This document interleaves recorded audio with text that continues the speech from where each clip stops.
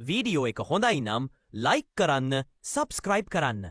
ගිය අවුරුද්ද මම ওই පන්ති කතා කරවලත් තියෙනවා MCQ 24යි 25යි අන්තිමට ෆිසික්ස් වලට B එකක් ගන්නවා සෙකන්ඩ් එක හොඳටම ලියලා. අර දැන් ඔය අන්තිමම හරි කතා කරා මෙඩිසින් ගියපු ළමෙක් එහෙම MCQ 26ක්ද කොහෙද තියාගෙන ඊට කලින් MCQ 25ක් තියාගෙන ඉංජිනේරින් ගියපු ළමෙකුත් කතා කරලා තියෙනවා. එතකොට ඒ කියන්නේ මේ ෆිසික්ස් එක කියන්නේ MCQ එහෙම මට්ටමක ඉඳන් උනත් B එකට ඔක අදින්න පුළුවන්. ඒතර ඊට සමගාමීව MCQ 17 18 වගේ ඒවා කොහොමත් C එකට උනත් නැත්තම් එතනින් පල්ලෙහා වුණත් 100කට දැන් මම මේ කියන්නේ සාමාන්‍යයෙන් හම්බෙනේවා. ඉතින් ඊට වඩා දේවල් වුණත් ඔයාලට කරන්න පුළුවන් නේ. ඒ නිසා මේ එහෙම ගණන් තිබ්බොත් ඒක එහෙම අදින්න පුළුවන්. මම මේ කියන්නේ MCQ ටිකක් බලාපොරොත්තු වෙන තරමට වඩා අඩු කියලා හිතනවා නම් ඒත් එහෙම කරන්න පුළුවන් කියලා මම මේ කියන්නේ. ඊළඟ ප්‍රධානම කාරණාව තමයි MCQ බලන්න යන්න නම් එපා කිසිම විදියකින්. මේක මම විශේෂයෙන්ම කියන්නේ MCQ බලන්න යන්න එපා. මේ ඕක ෆස්ට් ෂයි ළමයි තමයි ඉවරක් කරන්නේ. සමහරලාට නොදන්නු කියන්නේ තාමත් තේරුමක් නැතිකමට සෙකන්ඩ් ෂයි ළමයිකුත් කරනවා වෙන්න පුළුවන්.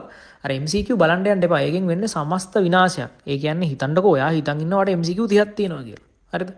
ඔයා මොකක් හරි මාකින් එකකින් බැලුවා ඒ මාකින් එක වැරදි වෙන්නත් පුළුවන්. 90ම වෙන්නේ මාකින් එක වැරදි නේ. ගොඩාක් වෙලාට මේ එන දැන් මේ වෙලාවේ එන මාකින් ගොඩක් වැරදි.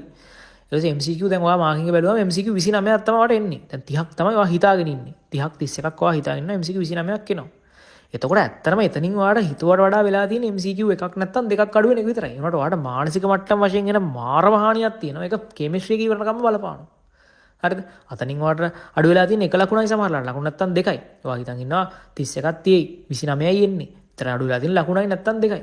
ඒ වුණාට අන්තිමට මේ මට 20 ගණන් මේ පාරත් කියලා වගේක් හිතෙන්න ගත්තොත් එහෙම අයියෝ දැන් කරගන්න දෙයක් නැහැ මං හිතාගත්ත ගාන නැහැ වගේ එකක් හිතෙන්න ගත්තාම අනිවාර්යයෙන්ම ඒක ඊළඟ පේපරේට බලපාන නිසා කිසිම විදියකින් MCQ බලන්නම එපා. මේක මං ප්‍රබල වශයෙන් කියන්නේ ඔයාලට. මොකද මීට කලින් මේක කරලා තියෙන ළමයි දන්නවා අන්තිමට මේකෙන් අවුල් වෙන්නේ ඉස්සරහට තියෙන විභාගෙ මිසක් මේ දැනට කරපු දේවල් නෙමෙයි. සමහර ළමයි ඉන්නවා MCQ 40ක් 30 කියලා හිතාගෙන ඉන්නවා. එතකොට MCQ 35ක් තියෙනවා. දැන් මොකක් හරි මාකින් බලුවම 35ක් තියෙනවා MCQ. ඒතකොට ඒකෙන් පොඩ්ඩක් අවුල් ගිහින් සෙකන්ඩ් එක ලියන එකත් පොඩ්ඩක් අවුල් වෙනවා. කෙමිස්ට්‍රි එකටත් ඒක පොඩ්ඩක් බලපානවා. ඊට අන්තිමට බලුවම ෆිසික්ස් වලට ඒකුත් එනවා. තමන් බලාපොරොත්තු වෙන ප්‍රතිඵලය ෆිසික්ස් වලට එනවා. සමහරට ඒක කෙමිස්ට්‍රි වලට බලපාන. නැත්නම් ෆිසික්ස් සෙකන්ඩ් එකේ ගන්න තියෙන ලකුණකට බලපාන.